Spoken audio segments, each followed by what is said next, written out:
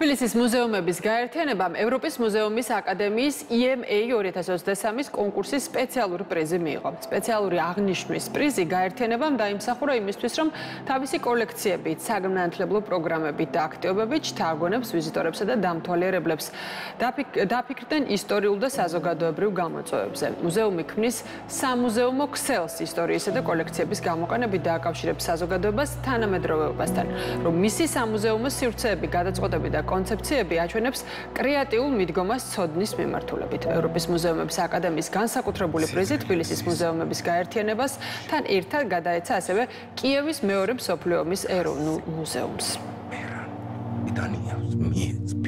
ლევანდერლის სპეციალური პრიზი 30 წლის მანძილზე არ გაცემულა, ეს არის ძალიან დიდი პატივი და ის მნიშვნელოვნება, რომ კონკურსი, სადაც მუზეუმები მონაწილეობენ მუზეოგრაფიის თავისი მნიშვნელოვანი კონტექსტის წარმოსაჩენად და არა მარტო სამუზეუმო სივრცეების, არამედ საგანმანათლებლო კომპონენტების გასაზიარებლად, ზუსტად თბილისის მუზეუმების გაერთიანებამ მიიღო ის აღიარება, რომელიც გულისხმობს ისტორიული კონტექსტის შენარჩუნებას და იმ თავისებურების წარმოჩენას, რომელიც ვფიქრობ, რომ ჩვენ გვახასიათებს.